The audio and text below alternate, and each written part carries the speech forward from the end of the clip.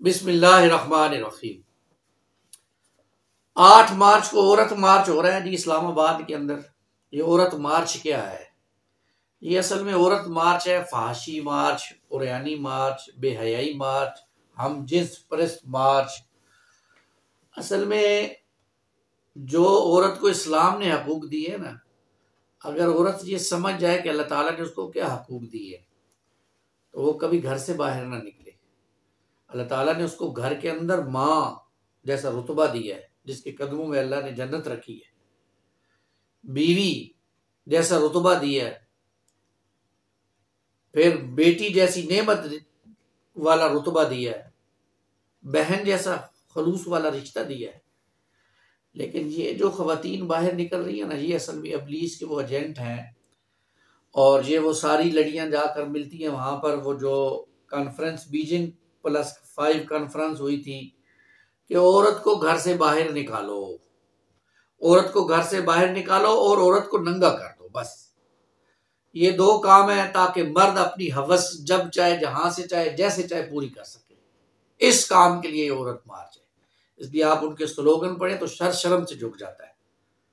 और एक बंदे का इंटरव्यू दिखा रहे थे ये टिकटॉक पर, उसके ऊपर कि उससे जो है वो सवाल कर रहा है, साफी पूछ रहा है कि आपकी अगर बहन आपके सामने सिर्फ जो है वो ब्रा पहन कर आ जाए तो आपको बुरा नहीं लगेगा?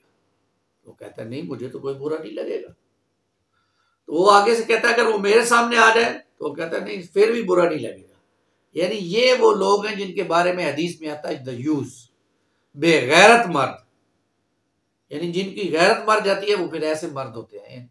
अल्लाह के रसूल ने फरमाया ना सल्लल्लाहु अलैहि वसल्लम, यानी जिन पे ऊपर असर ही नहीं होता कि उनकी औरतें क्या कर रही हैं, ये दयूस होते हैं, ये दयूस होते हैं। और यही फिर उधर इंटरव्यू हो रहे हैं, हम जिस यदि औरत औरत से शादी कर ले, मर्द मर्द से शादी कर ले, अल्लाह की बगावत वाले काम है ये सब। ये अल्लाह की बगावत वाले काम है। ये कौम लूत, आप देखें लूत अलैहिस्सलाम का किस्सा कुरान मजीद में बार बार आ गया। अल्लाह ने तबाह बर्बाद कर दिया उन लोगों को। फिर अल्लाह ताला ने इंसान के अंदर कुछ फितरी जज्बात रखे हैं। वो मर्द मर्द से शादी करेगा तो पूरी नहीं होगी, वो मर्द औरत से शादी करेगा तो पूरी होगी। औरत औरत से शादी करेगी तो वो पूरा नहीं होगा, वो औरत मर्द से शादी करेगी तो पूरी होगी। ये सिर्फ वो अबलीसी एजेंडा है जिसको लेकर ये चल रहे हैं और ये चाहते हैं कि सब हमारे जैसे हो। ये चंद लोग हैं एलीट किस्म के, जिनके यहाँ तो ना बाप बहन बेटी की कोई तमीज ही नहीं है ना। ये वो लोग हैं जो चाहते हैं कि सारे हमारे जैसे हो जाए। लेकिन सारे तो इन जैसे नहीं हो सकते। हमारे यहाँ तो इतना तकद्दुस है, माँ का क्या रुतबा। अभी भी हमारे यहाँ देहातों में, मुआशरे के अंदर माँ बहन बेटी को रुतबा दिया जाता है, उसका अदब एहतराम होता है। रास्ते से गुजर रही हो तो साइड ऊपर इंसान हो जाता है। लेकिन ये लोग नहीं समझते इन बातों, और इस नाम पर ये मुल्क के अंदर फांसी और यानी फैलाना चाहते हैं। और इनको सपोर्ट कर रहा है मीडिया। मीडिया इनकी कवरेज ना करे। ये चंद लोग हैं बैठेंगे 2-4 दिन, 2 दफा बैठेंगे, जब मीडिया कवरेज नहीं करेगा तो क्या है। और मजे की बात ये देखे कि इन लोगों के अंदर ये कितने ताकतवर लोग हैं कि हुकूमत ने इनको इजाजत नहीं दी है। ये अदालत से इजाजत लेकर आया, अदालत ने हुकूमत को कहा इनको सिक्योरिटी फराहम करो। ऐसी अदालतें हमारे यहाँ, बेहुदा अदालतें, अल्लाह की बगावत पर उकसाने वाली अदालतें। 22 जज बैठे हुए हैं, और जो जज बैठे हुए हैं उन बेचारों को तो शायद मादरत के साथ कलमा भी नहीं पढ़ना आता होगा, सूरह इखलास तक नहीं आती होगी। वो हमने जज बनाकर बिठा दिए। वो उनको क्या पता है कि औरत का क्या मकाम है। औरत का, अल्लाह ताला हमें इन बातों की समझ दे। हमारी बहन बेटी माँ और बीवी का बहुत मकाम है दीन के अंदर। हमारी औरतों को, हाँ, इसको दूसरे एंड से भी देखना चाहिए कि हमारे यहाँ खवातीन को उनके हकूक मिलने चाहिए, उस पर बात करनी चाहिए। विरासत में उनको हिस्सा मिलना चाहिए और तालीम में उनका हिस्सा होना चाहिए, ठीक है। और जो भी उनकी तालीम और तरबियत है, सब जो उनका अल्लाह ताला ने, अल्लाह के रसूल ने हकूक दिए हैं। ये देखिए हमारे दीन ने तो ये कहा है कि बेटी को कभी बेटे से कमतर ना समझा जाए।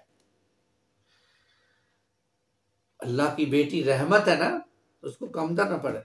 फिर अल्लाह के रसूल ने फरमाया कि जो शख्स बेटी की तरबियत करता है, तालीम तरबियत करता है, उसको परवान चढ़ाता है, उसकी शादी करता है, निकाह करता है तो वो क़यामत वाले दिन मेरे साथ ऐसे होगा जैसे ये दो उंगली है। इससे बड़ी कोई बात है? और ये औरतें तो चाह रही हैं कि हम शादी वाली जिंदगी से बाहर हो जाए, वैसे ही रिलेशन रखे जाए। तो ये इसकी इजाज़त नहीं है इस्लाम में, और ये बेहुदा काम है। अल्लाह हमारी हिफाजत फरमाए और अल्लाह हमें इन लोगों की नहूसत से महफूज रखे। हमें खड़ा होना पड़ेगा इनको रोकने के लिए, नहीं तो जब अल्लाह का अजाब आएगा तो ये लोग तो जाएंगे जाएंगे, साथ साले लोग भी जाएंगे जो इनको रोकेंगे नहीं। क्योंकि अल्लाह की फितरत है, जब बुराई फैल जाती है तो और उसको रोकने वाले नहीं खड़े होते हैं तो फिर अल्लाह का अजाब दोनों के लिए आ जाता है। तो इसको रोकने के लिए हमें खड़ा होना चाहिए। अल्लाह हमें इसकी तौफीक अता फरमाए। आमीन या रब्बल आलमीन।